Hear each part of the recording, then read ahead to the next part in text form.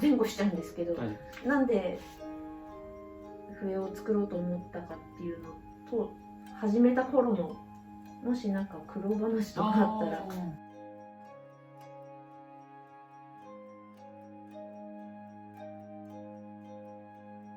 僕はちょっと声音楽の勉強、音楽大学まで行ってチューバを専攻してたんですけど、卒業した時にですね、青森県のねぶた祭りを見るきっかけがありまして、その時にですね、日本の音楽ってこんなにかっこいいんだなって結構びっくりしまして、で帰ってからですね、地元埼玉県の獅子舞のお囃子に入りまして、ですっかりこの篠笛の魅力に、取りつかれてしまいまして、で西音楽をずっと勉強してたせいかですね、その魅力的な篠笛の音とですね、ピアノとかギターで演奏活動したくなりまして、そうした時にですね、やっぱりちょっと日本の笛って西洋音楽的な観点から見ると作りはちょっとアバウトだったので、ですごくシンプルじゃないですか、構造が。竹に穴開いてるだけにしか見えなかったので、フルートを一から作ろうっていう気にはなかなかならないと思うんですけど、なんか竹に穴を開けるんだったら自分でもなんかできるんじゃないかなと思ってやり始めたのがきっかけですね。はい。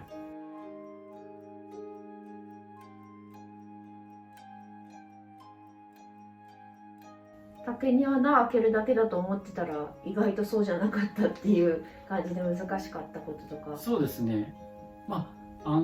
最初に作った1本目がですね、意外にいい音がして、それですっかりハマっちゃったっていう感じですね。でもちろんその構造的な欠陥はあったんですけど、音が結構良かったんで、そこからその構造的な欠陥をどうやって修正したらいいのかなっていうのは、音程の部分ですかね、頭の音の部分が、そうですね、その追求は実は今も続いていて大変な部分と楽しい部分がこう一体って感じですかね。なるほど。フルートから篠笛に行った時にちょっと音痴なところがまたいいなって自分が思ったりするところもあるんですけど、そのなんかちょっと外れてるのをいかに美しく見せるかっていうのがなんか美学だっていう、外れすぎてるとやっぱり特にピアノと演奏する時に外れてるともう私が下手にしか聞こえないっ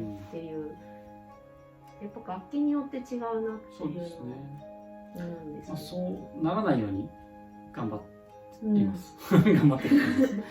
定規で測ったような音程でなくいい感じに聴かせるっていうのは奏者のコントロールの中でやっていきたいじゃないですか。やりたい時に。だからできるだけ楽器としてはプレーンな状態であるべきだと僕は思ってるので、コントロールしやすい、プレイヤーの方がコントロールしやすいようにするにはどうすればいいかなっていうのは日々研究してますね。はい。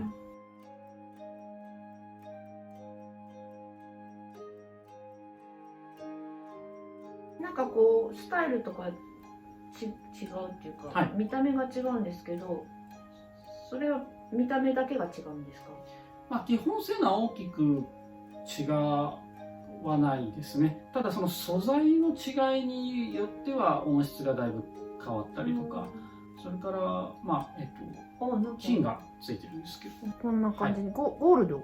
そうです。これは俗に言うフルートのゴールドライザーです。音がこう、そうですね。立ち上がりが良くなるんですか？そうですね。はい。高い音の反応が非常にいいですね。あとはちょっと金属的な倍音が篠笛なんだけど金属的な倍音が混ざって、ホールなんかでの演奏にはかなりいいっていう。そのゴールドライザーをその日本の伝統的な漆の蒔絵の技術で、やっているっていう、これも多分僕だけしかやってないと思います。いわゆるその伝統的な蒔絵の技法を音響的な効果に置き換えたのは多分僕だけです、ね。伝統的な蒔絵の方法を使うことに何かこう効果っていうか意味っていうかはあるんですか？ただ竹にこの金を乗せるっていうこと自体が多分他の技術ではできないんじゃないですかね。なるほど。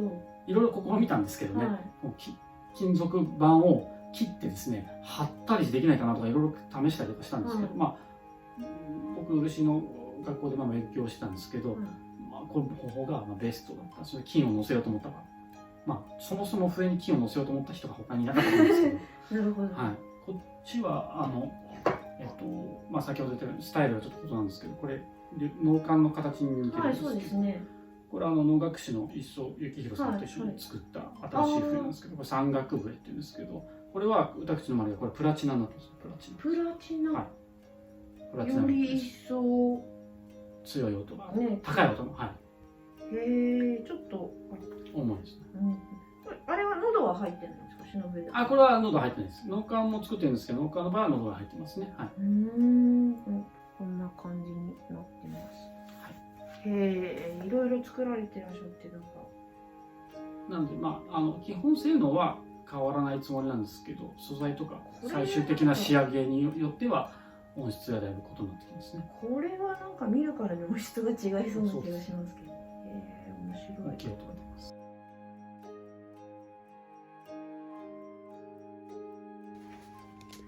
もうこの段階で音を出されるんですね。はい。本当は一回も音を出してないんですけど、今のチューニングでどこまで正確にいったかですね。勘で。あんま吹いてないんですけどね。多分ほぼ合ってる。来てると思います。へえ。441ちょっとだけ低めにしてあります。塗って削ってを繰り返してちょっと上がっていくんで、そうなんですね。最初のチューニングではやや低めに。はい。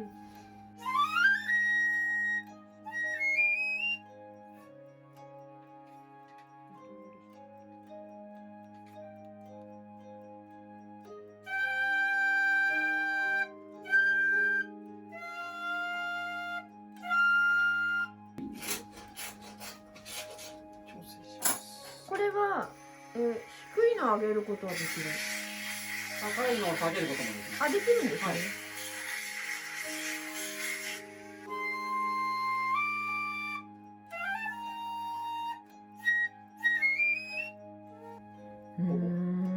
できました。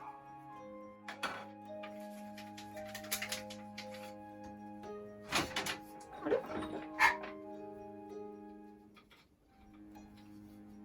これ上開いてる。はい、今ティッシュ、濡れたティッシュを詰めてました。なるほど。少し濡らすとですね、中を塗ったような感じで膜ができるんで、さっきみたいに大観音までちゃんと出てくれるんですよね。はい、完成しました。素晴らしい。早いですね、意外と。はい。私がやったら3時間はかかると思うんですけど。そうですね。最近ワークショップ、このウイルスの影響でだいぶ減っちゃいましたけど、ワークショップやるとこの作業をやるんですけど、だいたい皆さん慎重なんで3時間ぐらいかかります。ですよね。まず穴を開ける時点で勇気がいります。ありがとうございます。